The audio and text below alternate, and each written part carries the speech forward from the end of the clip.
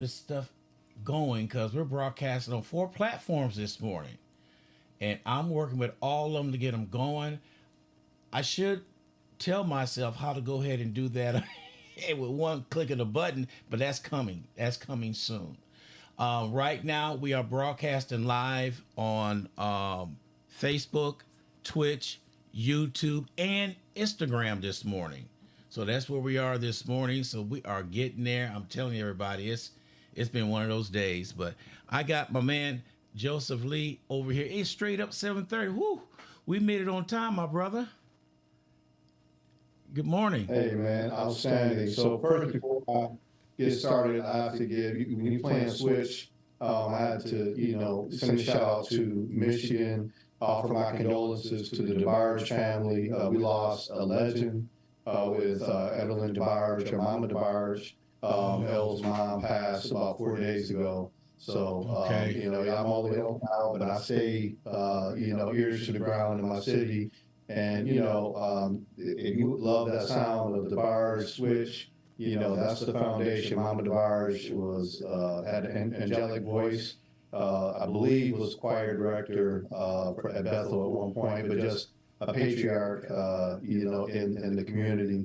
And just prayers to the DeBarge family, to the folks in Grand Rapids, the extended family for Mama DeBarge, Evelyn DeBarge. So, if you're ever around her and just notice that spirit, felt that spirit, we lost in physical presence someone, but we gained another angel in Yeah. heaven for sure. So, just wanted to shout out. Couldn't say let that go by, especially after playing Switch. I Yeah, had to, that's the first I heard of it. I didn't know. I just played that song. God works in mysterious ways. hey, that's what no, we always ask. At least one of the prayers in our house, we order our words, step, deeds, and presence. So sometimes, God knows the heart and knows what needs to go out. So hopefully, that will be some comfort to my hometown, Grand Rapids, Michigan, and to the DeBarge family, where they are worldwide and extended family. So wanted to start with that. So we always got to pay respects to those that are, part of the community and village. And we're part of the worldwide, village and community, right? So, Right. shout out for those folks. And so another thing, just want to get into this. Congratulations, Ron. Outstanding KSAT interview. Oh, thank you. Definitely, excited to see, you getting some spotlight for what you've been doing in the community, not just community, but nationally and internationally, with some excellent shows and programming. Those folks also on the Impact team with Martha Rice's show. We got Craig Washington, doing the Church Hurt from Grand Rapids, Michigan. And we just got a lot of folks lined up and a lot of things going. But hey, it's just good to see you doing all the things you do in the community. We could talk about that for the rest of the hour, really. Stuff that you're Yeah. into the Ball Hogs, with that organization, karaoke and entertainment, and really just what you're doing. I think is really good to be highlighted, and got see more people like you in the community that care, and also have the entrepreneurial spirit. We got to get into ownership and putting our own message out there and our own voice. So that's what I love about this show. I take time every week, to get on here because, hey, this is our voice. This is the voice that we have, and, we're sharing it and opening it up for discussion for folks and all that good stuff. So, and dealing with mental health, politics, hey, whatever the recipe is that we have that's been successful, we're going to keep doing it. We're always open to suggestions. But man, we got a lot of stuff to talk about today. Man. But I want to get on some mental health stuff before we get into the news and all that stuff and all the things that I know that we've talked about before. Obviously, we got to talk about this mess at Kansas City, and some implications from that, right? We got to talk about some foolishness and also some, the wheels of justice, I guess, rolling in New York with this 355 million. I forget the exact total. That was just, charged to Trump for his fraudulent activities. But, I think on a day-to-day basis, at work, in the community, people have to deal with difficult people. You know, I've been talking to some folks, and I know that sometimes in business, in life, we have people that are very difficult to deal with. And I don't know if you got people who got supervisors, they've got subordinates or coworkers. It just seems like they just always have something negative to say, always stirring up some mess, always, bitter about life, about whatever's going on. And it's like, man, if you don't like working here so much, why don't you do something else, or, Yeah. or whatever the case may be, or, look, nobody forced you, to be here. But I think a lot of times, one of the mistakes that we make when we deal with people that are unnecessarily bitter or always seeming to be, seeming to try to make things difficult is we take it personally, right? If you know you have not done something to someone, or you're just doing your job and people have a problem with you, you can look at it in a couple ways. One way I want to highlight is the psychosis part. There's a saying that people might have heard before that hurt people, right? So a lot of times what you're experiencing is somebody that's been hurt before in their job, maybe in their personal life, and those things are unmanaged. So then they are spilling over their hurt onto you, right? Misery loves company. So one of the things you can do to keep people that are negative or always trying to sharpshoot you or whatever the case may be at bay is never let them know that they're getting to you, right? Just whatever you do, that you hit them, they hit you with negativity, you hit them with positivity. So whenever they say something negative, you say, man, you know what, it's unfortunate you feel that way. But I'm gonna keep doing my job, I'm gonna keep doing what I'm here to do, and I hope things work out for you. Or if you want to hit them with something in your heart, you say, I'll pray for you. If you want to pray, then we can do that, or I'll just pray for you and we keep it moving. Well, now I don't need you to pray for me. Well, cool, that's all right. Well, I'm gonna keep it moving. Right. If they know they can get to you, they're just gonna move on, right? Or just don't engage with it. Just if they have something smart to say, get your canned response ready. Oh, yeah, that's interesting, and just keep it moving. When they want, because a lot of times they want that reaction from it, even though it's really nothing you would think they would gain. Sometimes they just want to mess up your day because their day is messed up. You know what I'm saying? So, or their situation is messed up, or relationship is messed up, whatever the case may be. But if you have people like that around you in your personal life, and really in your personal life, that's your choice, right? You don't have to be around some of these folks. If they're family members, even, nobody says that you have to talk to people as much as you do. On these cell phones, they have interesting features like call waiting or call forwarding, voicemail. Let them find that. You know what I'm saying? And when you feel like dealing with them, then deal with them. Or if you don't feel like dealing with them, then you just let it go off the voicemail. You on with your day. But be the CEO of your life.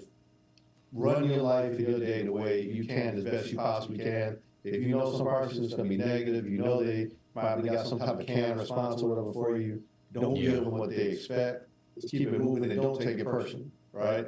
We take it personal, we fixate on what they're saying, and then it starts affecting our job. It starts affecting how we do things, affects how we move. So take a moment. When you see those people coming, you see those people, understand that's not your problem, it's their problem. So don't take it on. So that's my little mental health tip for the day. And we can talk about that more if you want to. We can give some other examples of how to deal with difficult supervisors, difficult employees, difficult subordinates, peers, whatever. There's a lot of literature out there, but we can talk about it, how I've helped people and helped myself. And especially those folks that are Christian, there's definitely some prayers you can pray. Yeah. To help, get those people off you. And, and the other thing too is once you pray those prayers, just leave it alone and let God work it out. And he will, but you can't then put your hands on it and try to help God out, let God work it out. You just stay positive and you keep working and doing what you need to do. But one thing I will give you is a little hint. Everybody needs a document. When you're dealing with somebody at your workplace, in particular, that's rude or nasty or whatever the case may be, nobody wants to work in a toxic environment. Right. So document these things: date, time, situation. Date, time, situation. And then at a certain point, if they, you can let them know, hey, you know what? I really don't want to have these type of discussions with you, right? On this date, you said this. On this date, you said this. On this date, you said this. I don't want to go any further with this conversation with you. So if you don't have anything positive to say or something about work, then maybe just dismiss me with all that conversation and take it on to somebody else, you know? So Yeah. when people start documenting, then things start changing, right? Because then you can take that information to HR, and I don't care if it's your supervisor, your subordinate, you know, somebody that's working under you, document those situations if somebody's inappropriate, and your company probably has some policies and some ways of enforcing, and get some people like myself or other mental health professionals, trainers, consultants, that can come and help people deal with their issues and not putting them on you and other people, because nobody wants that. Nobody wants that at work. It affects productivity.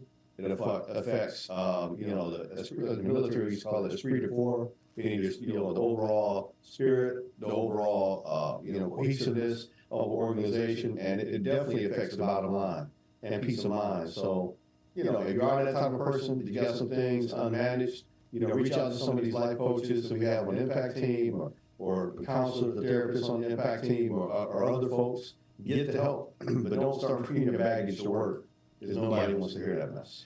But I got a point to bring up since you said that. I was listening to something this morning, a matter of fact. This guy got arrested on his job for a package that was missing. Mm-hmm. This is what happened. It was this white employee. The black man was in charge of shipping. So he had a box in his hand. He went around the corner, did what he had to do, came back. Well, the white guy called police on him, said he stole something. So the police came out there without investigating, put him in handcuffs right away, right there. They tried to get him on having one of those marijuana pens on, but they couldn't do that. Mm-hmm. So guess what? They found out he was sending the package off. The package came back. They opened it up, and there it was in there. So the police had to let him go. The company didn't say, I'm sorry or nothing. They fired him on the spot for what this one guy said. Once again, they said it, but nobody followed up to find out what went on. So now this brother is out of a job. He can't say, I used to work for them, because they're not going to say nothing good about him. But that's the point you're making about HR and documenting things. This guy had things documented because it showed he shipped the package off. It showed all that on there. But this guy was overzealous, I guess, on his job. And to this day, the company has said nothing to him, but he's taking legal action now. But it's a crying shame. It goes down to that your own coworker turned you in falsely. How come he wasn't arrested for doing a false report? You know, that's just something you just said. It's crazy. It sounds like he definitely has a wrongful termination lawsuit, and you know, I'm glad that he has some documentation. I hope it works out for him. But what I will tell you is, it is very common for co-workers, subordinates, and supervisors to, you know, put roadblocks, you know, in the African American community, and not just the African American community. We know about gatekeepers. We know about people that don't want you to elevate because they're afraid that you're going to steal their job, right? So they might throw a little salt on your name, or throw a little, or make up something if they can't find something to kind of hold you down, or stop you from progressing. Then you got people that might be upset that, you know, they didn't get the job that you had. Yeah. Right? Maybe you got a position, or maybe you have, you know, a certain role, or maybe they know that you're making more money than they are. And, you know, they want to try to sharpshoot you, you know, whatever the case may be. There's a lot of different reasons. But again, it goes back to what I said earlier. Some people are upset, mad about something that's happened to them, and they want to blame you. We got a lot of that going around. We got a lot of that going around at work. We got a lot of that going around in politics. We got a lot of that going around in the community, right? A lot of people are mad at their situation and trying to take it out on other folks, right? Yeah. Well, speaking to those other folks, we don't have to take what other people are doing to us. In fact, rational motor behavioral therapy says this: you might not be able to affect everything that happens to you, but you're 100% in control of how you react. And that's where the strength is. When somebody does something to you, be it emotional, physical, whatever the case may be, you may not be able to control everything that happens to you, but you're 100% in control of how you react. So you know you have that hater that comes along, has always got something negative to say, have something ready for them. When they have some words or they try to do something, and that's why you need to have your file here. You need to have your notebook ready to go with all those things that are happening. And one thing I do, being a therapist, you know, you kind of have to keep track of things, keep notes and all that. In some of the capacities, I don't keep notes written. You know, I have to keep them mentally. So I'll take little notes. So this situation happened, this conversation happened on this date, this date, this date. When somebody comes at you with some foolishness, it's real good to be able to have those dates. And one of the contracts I had, you know, many years ago, not anything I'm doing right now. This is, you know, way back in Michigan or whatever the case may be. Gotta make sure I say that. Somebody, you know, questioned what was paid and all that. So I had a whole log of books, payments, receipts, all that type of stuff. And the situation went away. But they didn't know that I was keeping those records. Yeah. Same thing applies when you're dealing with interpersonal relationships and things that work. You got to document. When somebody does something more than twice, it's a habit. So if they said something to you once, take a note. They say it to you twice, hey, you know, maybe they're having a bad day. You ask me, hey, man, you all right? You good? You know, because you know, you kind of coming at me kind of funny, you know. Right. And see what their reaction is. Then at that third time, then you need to document those other two and keep a record. Now it's up to you if you let them know or not you're keeping a record. But I would suggest, you know, after you get about that fifth time, it's time to have a little meeting and say, look, you know, this is enough of this. It's gonna have to stop. Yeah. And then they're going to back up because they know, okay, I can't play with this one. He knows what to do. And then, you know, you set a certain tone. But, you know, anyway, you don't have to stand for it. You know what I'm saying? Like, you know, there's people at work that like to bully, and they know who to bully. Exactly. Right? They like to bully the people that don't know how to fight back. So, you know, there's always lawyers. I always keep a lawyer, you know, around. So I don't have to worry about that. If you say the wrong thing or come at me the wrong way, I'll let you talk to them. You know, they want to get that paycheck. But I'm going to have my stuff documented, and I'm going to make sure I have a way to prove what I'm saying is, you know, legitimate. Hopefully we don't have to go there, but my wife can tell you I'm always ready to fight. You know, if I have to. I don't want to. I don't wake up in the morning and say, man, what fight can I get into today? You know, but you got to be prepared because people are going to try you. We've got a lot of, you know, well, Biggie said it best: more money, more problems, right? If you're starting to make money, if you're starting to move up in your field, your profession, you're going to have haters. And there's people. I saw this, you know, a while back, and they said, you know what? Some people are just not going to like you because your light stirs up their demons. And I'll leave it at that. So it has nothing to do with you. If you're a Christian, you understand what I mean by we fight against principalities. So they know if you're so busy bogged down fighting them, you're not going to be effective trying to help the people you're trying to help. Yeah. So, you know, we started right here on this show. When we started talking about church hurt, we had every technological issue you could possibly imagine. I had stuff going on I didn't even know. I'm looking at stuff going off and on, and I said, okay. So, you know, but you know, they call Satan the prince of the air. So obviously anything to do, we got a lot of air between here in the United States. You know what I mean? So some people don't understand that spiritual side. I do. I understand that, right? And you're going to have opposition. You're going to have people that they don't even know what's motivating. They just know they don't like you. Why don't you like them? I don't know. I just don't like them. Okay? You might want to check what's inside you because you should have love. Right. Inside you. Not hate. Not automatically disliking somebody because you don't even know them, you know? And let's just be honest. Sometimes the person that you don't like is the one that God has put in your life to give you a lesson that's going to take you to the next level. Some of the toughest mentors I've had in my life, they rubbed me the wrong way in the beginning. But my parents taught me, my grandparents taught me to respect my elders. They didn't say I had to like them. They said I had to respect them. Yeah. And we kind of didn't have a choice back in the day respect our elders. You can mess up if you want to. You might find yourself, picking yourself up off the floor if you didn't respect your elders, right? But there was a lesson in that because those elders had something they're going to give you, and that's called wisdom. And I'll be Yes. darned if a lot of these kids, these youth, and these teens, I'm going to call it, if you're under 21, you're a kid. There's a lot of adults over 41 and 50 that are still a kid because I base your age on your wisdom, not the level, the number of your age. So, we got a lot of folks that still need to grow up and listen to some folks that have some wisdom to give, right?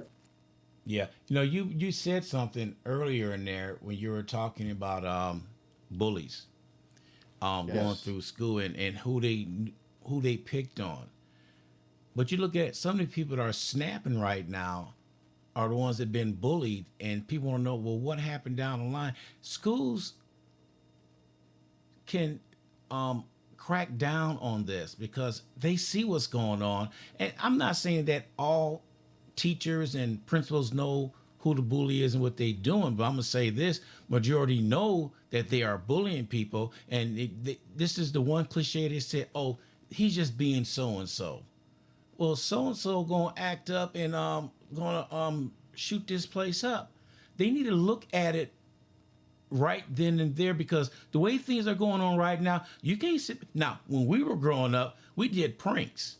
That's illegal now. I'm gonna say that that's illegal now. But Yeah. Oh, my God. yeah, Yes. but when we did it out of fun and not to hurt anybody. Nowadays, they don't do Yeah. nothing out of Yeah. fun. Well, you got to understand something, Ron. We had more coping skills back in the day. We didn't know what they were. We just knew that we had to deal with certain things, and I don't know if we were more thick-skinned or whatever it was. But you were going to have your bully. We weren't coming up to the school and shooting up the school or any of that. If we dealt with a bully, we took that butt whooping, and sometimes we didn't turn around and gave that butt whooping, depending on what happened, or we made it, ran away from it, whatever. We figured out a way to deal with it, right? But now, because of since Columbine and after, I think we talked about it on a couple shows ago. There's a precedent now and a culture now of active shooters, right? And it started with, the first Columbine shooter with his name, what was his name? Dylan. And now this last, situation we had, Dylan that was an active shooter and was listening to put the same track of music that was on the original Dylan at Columbine's, web page or whatever. So it's a culture now of kids that when they snap, they either explode or implode. Explode means a lot of times they, do an active shooter situation and then commit suicide, or they commit suicide by doing an active shooter situation. So we've gotta pay attention to those signs. And I think the situation happened up in the Detroit area. I forget the lady's name. I gotta go back to it.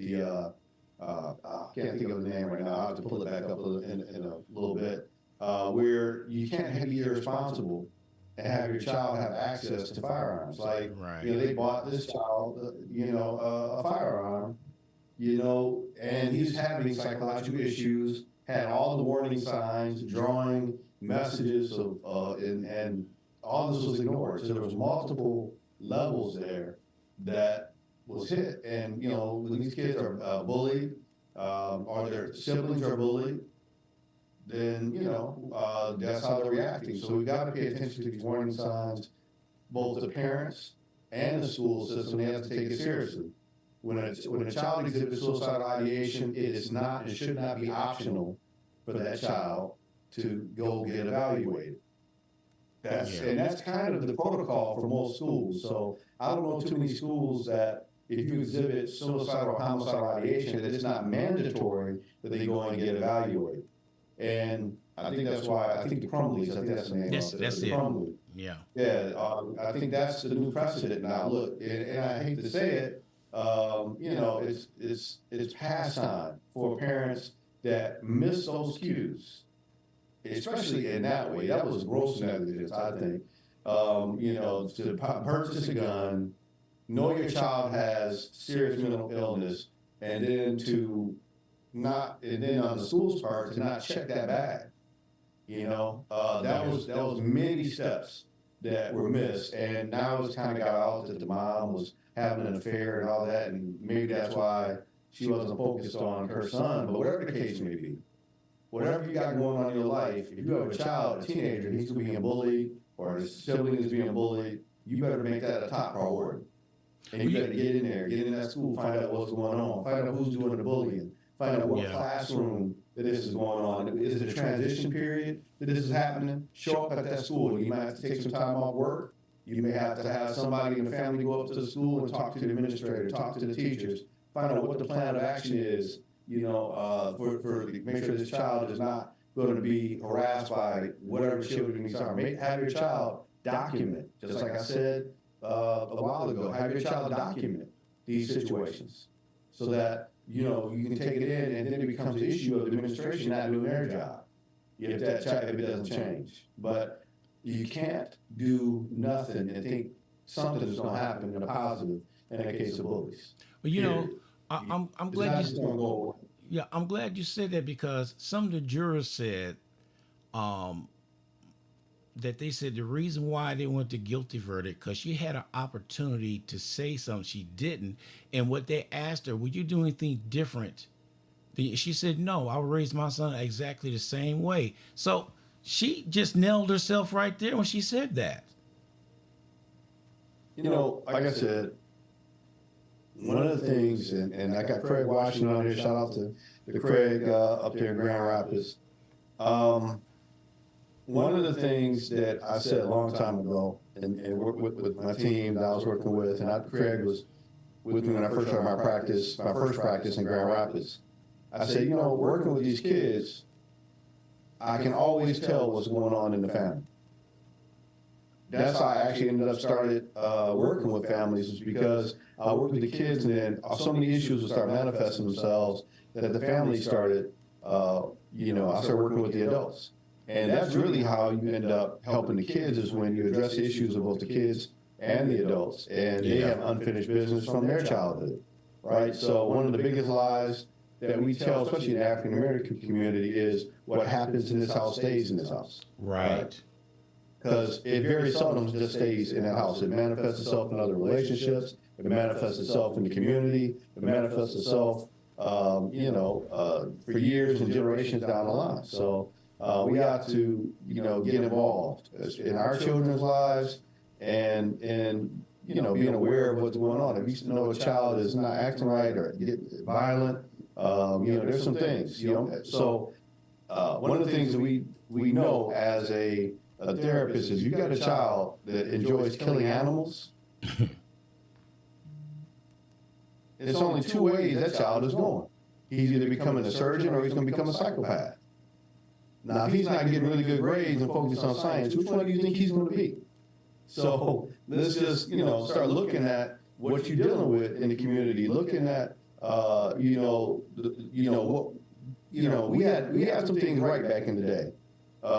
You couldn't shut your doors in your parents' house. Are you crazy? Oh, yeah. Even if my daughter wants to shut her door, that door is going to stay cracked. I need to know what's going on in there. I might subject to, come in anytime, or mom's going to come in anytime.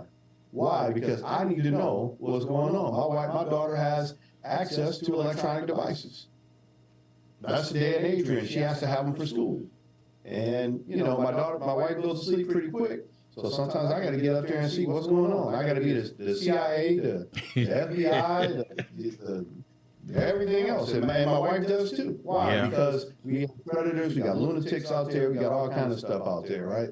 So, you got to be involved. You got to be in the business of these kids. And when you see something that isn't right, you got to look into it. You got to be a detective, Yeah. And there's actually, unfortunately, there's what they call the dark web.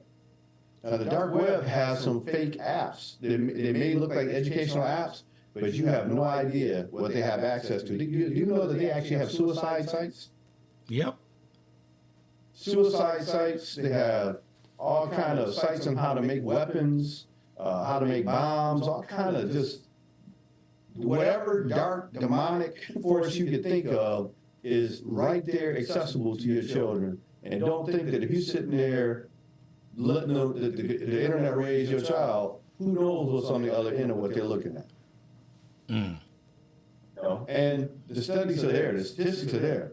When social media hit the scene, suicide rate started going up to the roof. So, think about it. Think about it. So we got to get back to talking face to face. Get your child involved in some mentorship programs. Get your child involved in some things where they have to interact and build some social skills. Get your child involved in some extracurricular things, some sports. Don't let them sit in the house all the time and play video games or whatever. Get them out. Get them out to do something. If your child isn't involved in some extracurricular activity, find one for them to get involved with. If not, make one that they can get involved with, a book club. If your community's got a library, you got an opportunity to get them involved into something. Yep. Get there. Get there and get them involved. Well, we used to do that all the time. I'm aging myself now, but I remember when we were coming up, we had the Cub Scouts. They had brownies, and we was all. I remember going over a neighbor's house where she was the den mother, and we was involved in all that. I don't see any of that, not just Cub Scouts or brownies or Girl Scouts.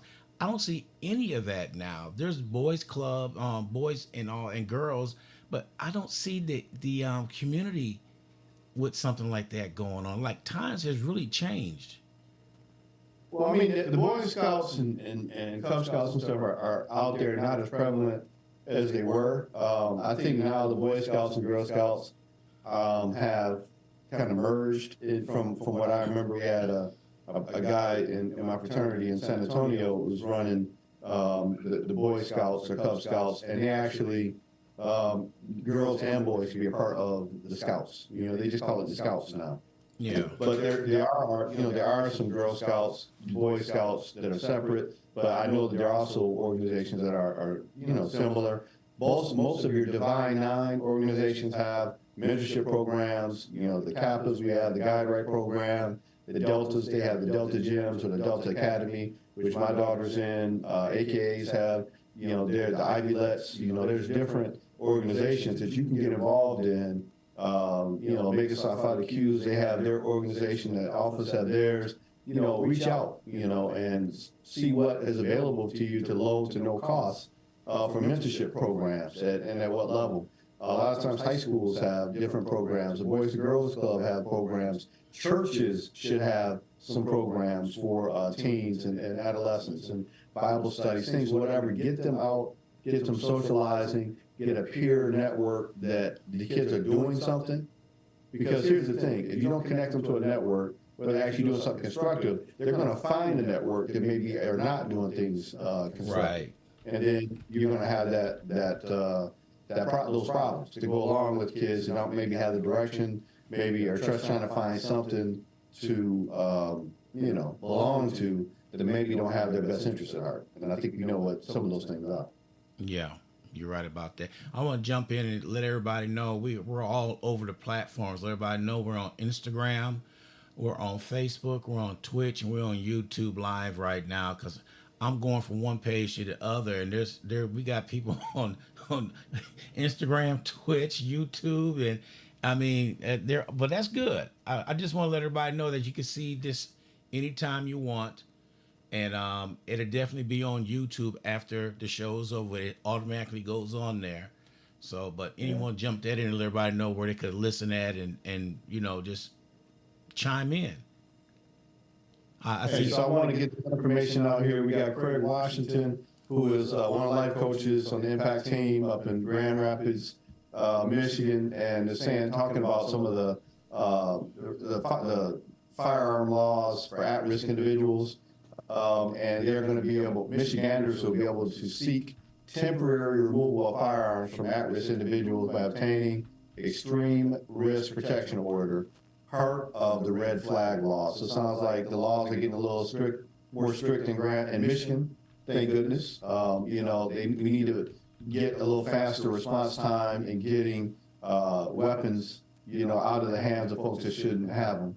And, anything along the lines of more strict red flag laws, I'm in agreement with. We gotta plug that hole, It's not enough to say it's a mental health issue. Obviously, it's a mental health issue. But even after we have got people diagnosed with mental illness and all that, if you don't remove the access to firearms, you just have identified this is the person that's going to have a problem. But we can identify that even before we get there. This child is being bullied, and they're being ostracized, and they're starting to become withdrawn. And they start writing these letters and making these images of killing people or whatever. It doesn't take a rocket scientist or a therapist or a psychiatrist or psychologist to know that this is the child that we're going to have to give some attention to and get in there and be a detective, find out who's doing the bullying, stop it, give them the attention, and let people know that they care about them, they care about their outcome, and they're going to be protected. That's what we have to do. That's the solution. Yeah. Now, it's going to look different for each community. It's going to look different for each school, but you can't tell me it can't be done. We just have to get back to being a little bit old school and getting in everybody's business, finding out the parents and holding them accountable. And unfortunately, the Crumleys are finding that out the hard way. That enough is enough, and parents are going to have to be held accountable for what their children have access to, especially if they're the ones providing the access to firearms. It doesn't make any sense. It doesn't make any sense. First of all, I'm gonna just be real with you. Who in their right mind gives a teenager access to a semi-automatic weapon? Yes. Do you remember what being a teenager is like? Do you remember how the emotions and the hormones and all the things that go off the chart, and you get mad and you get emotional, and you want to give this person a military grade weapon? You might need to have your head evaluated. Yep. Now, I'm not talking about in terms of protecting the home, but there's no reason at all that a teenager should be out in the community with access to, a 9mm, 40 caliber, whatever. Period. And I'm living in a country that has adopted that philosophy. That you can't get any type of weapon like that just to walk around in the community. Why? Why do you need it? I'm gonna bring up something. Remember the Why days? does the society need it? I guess I should put it. Yeah. I know why we need it in the United States. Yeah. But why do you need it as a society? And that's the question I think we have to start asking. Yeah. I had to say that before they thought I was great. Yeah. Now, let's go back a little bit. I always like going back. Back in the days, there was a black market for you to get guns because you couldn't get one randomly. Nowadays, you don't need a black market. It's sitting right there for you. Listen. It made it so easy now. Like my wife asked me the other day was, why did they let a mental person buy a gun? And I said, well, Trump signed it into law. I think I remember that legislation. Yeah. I forget what the number was, but I remember what he did is he stopped it from being able for them to not be able to. How did it go? I think he stopped it from them being able to have the guns kept from them. If I remember that correctly. So they could, just because you have a mental illness or whatever the case may be, they changed it. He changed it or helped to push legislation through, whereas guns could not be pulled away from people with mental health issues. So you have to Google that, look that up. But that was the law that was put forward. And I'm gonna tell you something. Since we brought Trump up, So first of all, we know what happened in New York, right? So it finally came down. Judge Enron, I believe is his name, finally said, okay, you need to pay $355 million for fraudulent activity. Right after that, this guy comes out with a sneaker deal. And I'll be honest, have you seen the shoes? Yeah. And apparently they sold out, right? And then, now, and apparently now there's also some lawsuits that are coming from that. I mean, it's like one mess after another. I mean, when you kind of move the needle one way in terms of getting some clarification, and then the needle keeps going, right? So that's just the story of dealing with someone that doesn't seem to have a grasp on what he's really doing, right? But the one that just got my attention today is that when he compared himself to Navalny. Yes. Navalny. Okay, so this guy is comparing himself to someone who was killed, most likely killed, from Putin. And he's comparing himself, saying that the United States under Biden is becoming more communist. But if you understand politics, didn't Trump say he wanted to move the Constitution aside and become like a dictator? Yep. For one day. For one day.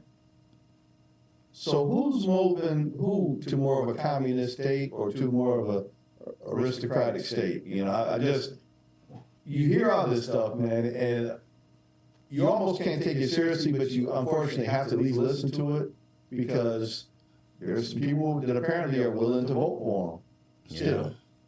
Yeah. And we already know on this show, you've already called them who you think they are, and which a lot of people think they are more along the lines of in a cult.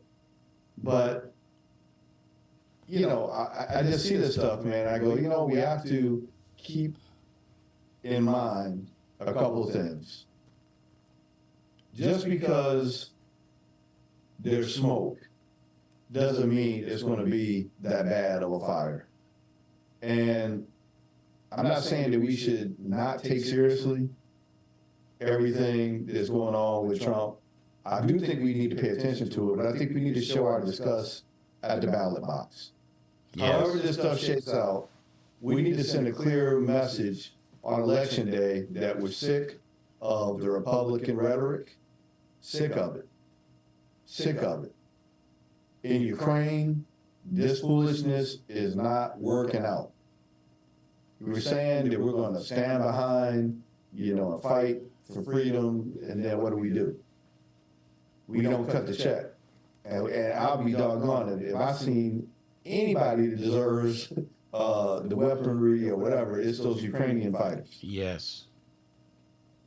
And I don't care what you think about the funding or whatever the case may be. If you say something, you have to back it up. Your word, just like in the street, any place else, your word has to be your bond. If you can't stand behind what you say, you are directly affecting the credibility of who you are as a person or a country.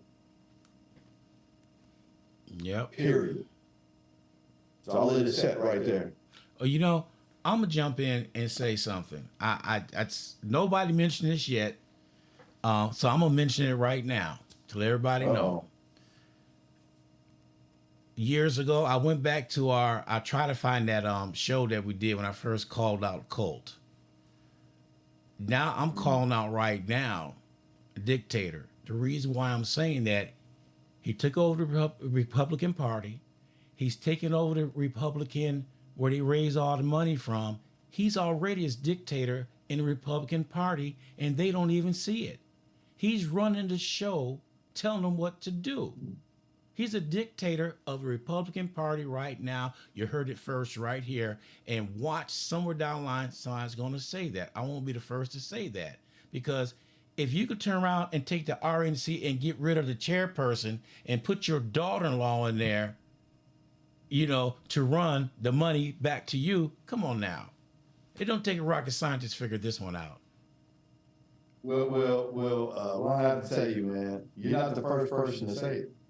You might, well, you know what, you might be the first person to call him a dictator, but I think he called himself a dictator when he said he was going to suspend the Constitution for a day, even in jest, right? Even if he's talking like that, that's what he sounded like. But there are also some other people, they haven't, I've heard him quite use the word dictator, but on the news today, I heard one of the commentators, I think it was ABC News, say nobody's standing up to him at all in the Republican Party. Nobody is, even to their own peril. They're not standing up to him. And they use the example of the border fiasco in terms of not that there were efforts being done, but the fact that he put the kill on all the money that was going down there. It's almost like he's trying to keep any progress from happening so he can have a talking point. Yeah. But what he doesn't understand, and what the guy was saying, is that these Republicans are backing him, even though they know it's political suicide. Because what they had was a chance, and this is what the commentator said, and I think the logic is pretty sound. What they had was a chance to make a difference, and then if it wasn't enough, they still could have had some progress, but didn't still blame Biden for it not being enough.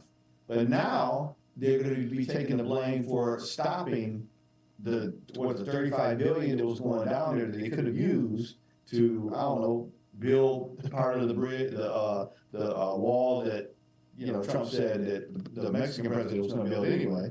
But we're not even going to talk about that. But the $35 billion could have, you know, helped some of the efforts down there versus none of the money going down.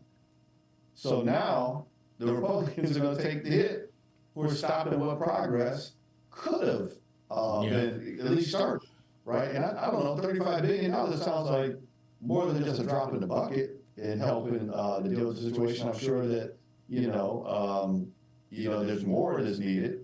But, from what I'm hearing, one tent, I think I was watching something that said one tent down there is holding immigrants is costing about $4 to $5 million a week or something like that. And how many tents are they down there? So $35 billion could have covered some of those tents for a while, could have helped out and, some of the efforts, but we're so busy listening to the rhetoric and the foolishness of a man who doesn't have any real vision. He's just basing it on what we call it, greed, fear, and phobia. So, I don't know, man. Like I said, I can't really get upset at people being SOS, and that's what I call stuck on stupid. If you're stuck on stupid, how can I get mad at you? You just have to live long enough to see that what you're doing is stupid, whether you admit it or not. Yeah. But at some point, I think, can't guarantee it, but I think the courts are starting to move forward and shutting down the show. I think they are. We're going to see what the Supreme Court does. But a lot of people are saying that Kavanaugh, some of the folks are trying to see what they can do to rally the courts or the decisions to behind Trump. But I think they're going to be pretty hard pressed to actually do it. So a lot of the commentators I'm reading are saying that they may have a dissenting comment, but they're going to probably kick it back to the states to make that decision. And I agree. If they don't kick it back to the states, I think it's really going to be a overreach of the federal government. And there, you got to think about it. Every state has a Supreme Court, right? Mm-hmm. So if the state Supreme Court says, okay, this is the will of our state, then there are definitely some limited sovereignty that each state should have. And if Colorado says no, I think this is a violation of the Constitution. I think this is for our people, for our folks. Then how can the federal government then turn around and say, nah, that's a bad reading of it? I know that's how the court is designed, right, to say that. But look at the validity of why they said it. It's an insurrection. You can't say that was not an insurrection unless you are drinking the Kool-Aid or living in those alternative facts. It was what it was. And it was led primarily by one man. Now, so if the decision is valid and also sound, it has to be kept. So if the Supreme Court overturns something that's both valid and sound, how just can the system be?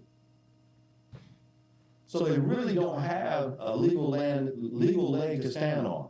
I don't care how you get into it. I don't care how you look at it.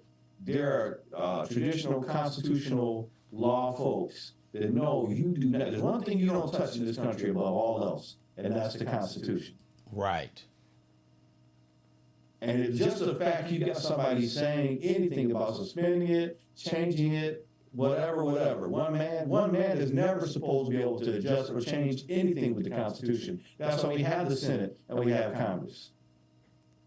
And the fact that we're even having that conversation says that we're on dangerous territory, and it's not going to stand. I can't. Or if it does stand, we are no longer the United States of America.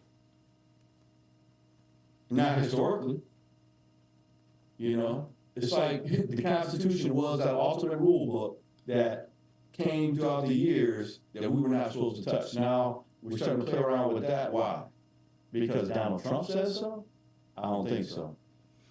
You know what they're doing, and I think we talked about this in one of our other shows, is they're learning how to place doubt in there. They get something that is the truth, and they're turning around putting doubt in it. Was it really this? How do you know? Was it really this?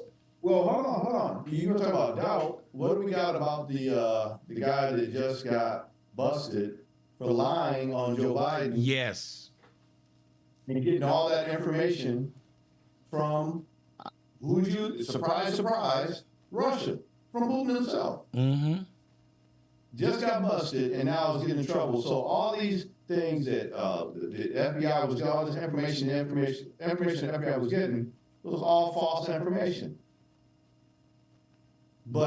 And that's the information they were using to try to indict Biden. So now it seems absolutely ridiculous. So now they put us in a unique position.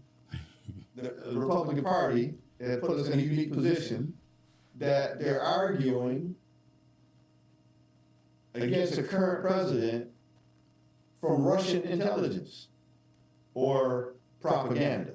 There you go. I mean, it can't get any more obvious than that. But again, just keep watching. Yeah. Just keep watching. You know. Now, I don't know what more it's going to take for people to realize psychologically what delusional is. Are we going to be delusional all the way up to the ballot box? Are we going to be delusional up until our democracy is threatened even more than what it is because of the doubt that's being pushed in our system? No one man, no one group of people is more important than the vision and the dream of democracy. Is bigger than any one political party. It's definitely bigger than any one person. And if we don't understand that, shame on us. Period. It's not shame on us. Too many people have died. Too many people have bled. Too many people have struggled to even get a glimpse of this American dream to let one person, especially that person, alter that. So we're going to have to stand up. All my listeners, you know, I don't even want you on here if you're going to vote the wrong way.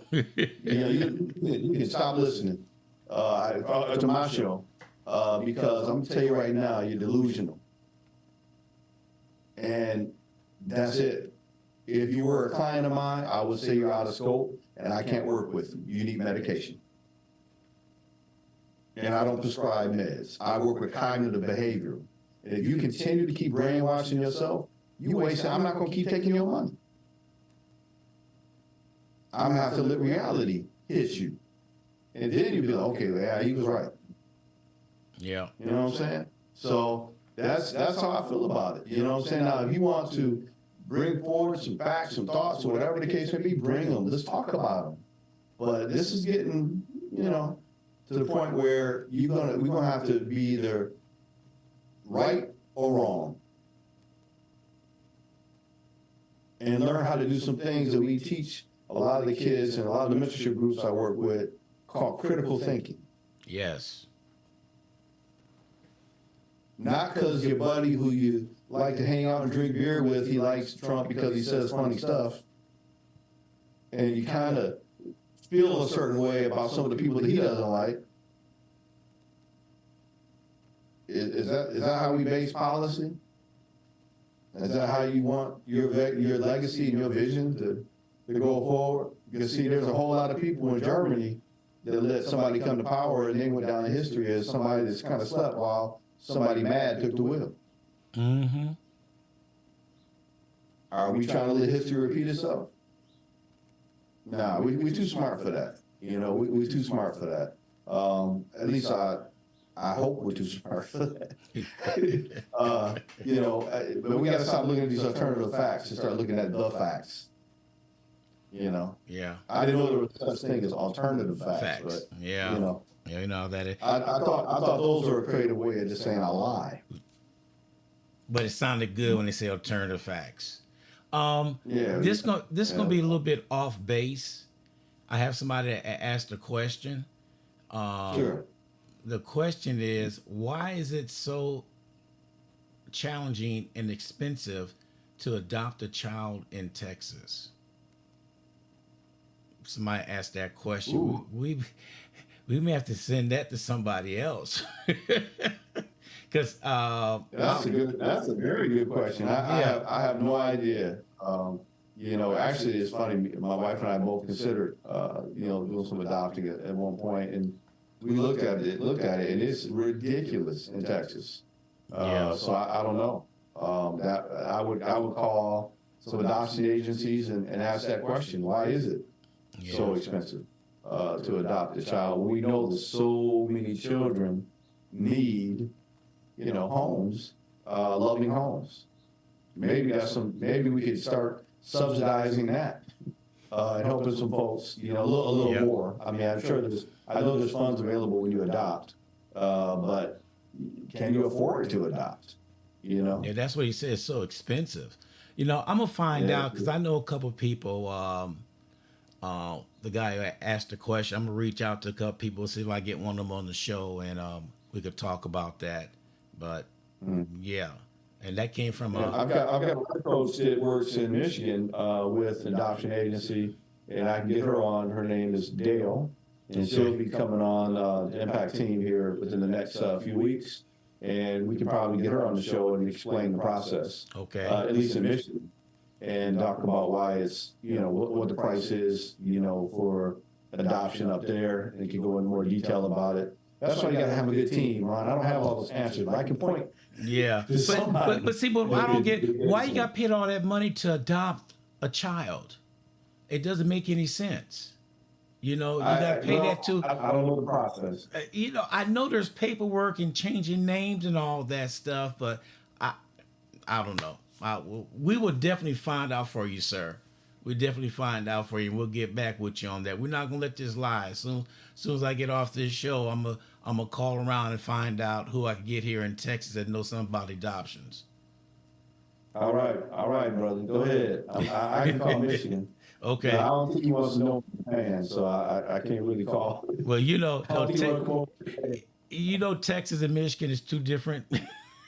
We know about Texas. We might have some insight on things in Texas. I don't know. Yeah. I'll see if my she's kind of like my sister. What she has on that, and I can probably ask around some folks too. And I don't really know anybody that's adopted in Texas that I know of. So I know Tiff has talked to some folks that have gone through the process, and that is pretty expensive. So let's find out. We can find out. Now I want to switch it to voting again. When you say it's critical for everybody to get there and vote, the voting laws has changed in Texas. Not that much, but they're changed because I had to go to a training to get all the updates because I am an election judge here in Bexar County. And one thing that has to be done, your cell phone must be turned off, not on silent. It must be turned off. That came straight from the Secretary of State and the reason why is people gonna set their things set for record and start recording things, and they don't want none of that to go on. So we asked about, so once they get upset, when they do this, can they still vote? Yeah, they can vote, but if then I said, we addressed everything except for security. And the whole room got quiet when I said that. I said, the way the climate is right now, what's going to happen if somebody come in there and be unruly? Well, what's going to happen then? Well, we were told there's going to be enough sheriffs around to make sure that's not going to happen. We were assured that's not going to happen. when was the last time election we got to have all this security? It doesn't make any sense. Man, I'm telling you, well, I know the last election, we had people threatening to, come and harass, voting lines and all that type of stuff. I don't know if there was a large number of folks that did that. But, there were some interesting laws. If you remember, it was illegal to bring people water in some places. Atlanta, as in Georgia. Georgia. It was in Georgia. Just some crazy. Couldn't bring them things, food. Yeah. Right. It was illegal to do all that type of stuff, right? So, but, like I said, I think this year is going to be, who knows what to expect, right? So I just hope that people are not going to let any foolishness, stop you from getting out to vote and getting your voice heard from all this foolishness. And I think we need to send a clear message to get all the cult leaders out of Washington and all the cult members out of Washington, and so we can get some real work done. We need rational thinking, rational minds that want to address the issues that are facing our country, And I think our new addition to the family like that comment because he's barking out there. We got a new dog, and he's letting me know that he's out there. So. Oh, okay. But yeah, so Craig just put out there Bethany Christian Services. I think they're primarily in the Michigan area, and they handle adoption. So we can, I can find out the Michigan area, but you're gonna get on Texas, and I can see what I can find out. All right. Here, folks that do and know something about adoptions in Texas, so we get that answer out there. But thanks for calling. I'm gonna put that on the Instagram because that's where that question came from. So I'm posting. Okay. Any other questions on Instagram or any other things? We always get our questions after. I know. They keep us on our toes, man. That's what they do. And I'm going from one screen to the other. But I'm gonna get this. I just got some information too. You can call Bethany Christian Services. They are everywhere. They're in Texas too. Okay. So all right. So you can call that number, Craig. I'm telling you, he's always on it, man. You gotta have good people. Yep. You know what I'm saying? But there it is. Craig My man out there, Mr. King. There it is out there. That's the number you could call because it's all over the United States. Bethany Christian. I reposted it on Instagram. Thank you, sir. Yep. And that's also one of Impact's life coaches, Craig Washington. So he's a Christian life coach, and he also can help you get your money right. He deals with finance and planning and all that good stuff. So give him a shout out. Yeah. Give him a shout out. So. All right, my brother. I know it's late over there. That's my time. But we appreciate you coming on all the way from Japan. When he was first going to move over there, Joe said, how are we going to do this? Are we going to do it Zoom? That's all right. We'll do it Zoom. No, man, I don't care if you're on the moon. As long as you got internet, we'll be able to get you. Hey, you have proven we've done this thing through typhoons and everything, man. Yeah. Wind blowing behind. Yeah, It didn't have power sometimes. It just seemed to work out on here. But hey, it is what it is, man. So, definitely congratulations again on that KSAT interview. Thank you. Definitely make a difference. Definitely enjoy working with you. Thank you for all you do. And I'm about to go to sleep. All right, brother. You go ahead on. We appreciate it. To tell your wife and daughter I said hi. Will do. Give everybody my best up there. Tell Glenn, go Army. All right. We'll talk to you later, Joseph. All right, now. All right. Okay. All right, everybody. That was Joseph Lee right there with Impact Counseling Consulting Services. He's on once a week at 7:30, which is 10:30 p.m. their time in Japan. So now it's 11:30. So he's ready to go to bed. He's gonna hit that pumpkin hour and won't be able to wake up. That's what it's all about. I'd like to thank everybody for joining us today. We got Craig, Martha. Let me switch over here to YouTube. We got the King right there. Along with Germans and Road Dog. Who else was on there? Dennis, Veronica, Jeffrey, Henry, Gloria, oh, a lot more. We appreciate everybody chiming in. We're here all the time here at WSN Radio because remember, this is the station here for San Antonio, but it's not just, it's for everybody. If you want to get on, I already put the word out to some of the candidates after the primary. I want them on the show. And I like to get their point of view of what's going on. You know, I really need to know their point of view of everything. And if they get on star, I told them if you get on start acting crazy, I will cut your mic because I want to know what you're gonna do for the people, not for your party, but for the people who put you in office. A lot of them get put in office and they forget why they were put in office. And if the party tell you to vote this way, you vote that way. No, you vote with your conscience, what you think is best. Who put you in office? You're voting for them. All right, DJ Ron G on WSAN Radio. It is 60 degrees, 35 minutes after the hour. And we appreciate everybody joining us this morning. I'm going to have to go ahead and get off a few things because they don't like it when I play music. That's YouTube don't like it. Instagram don't like it. Facebook don't like it. I don't know why.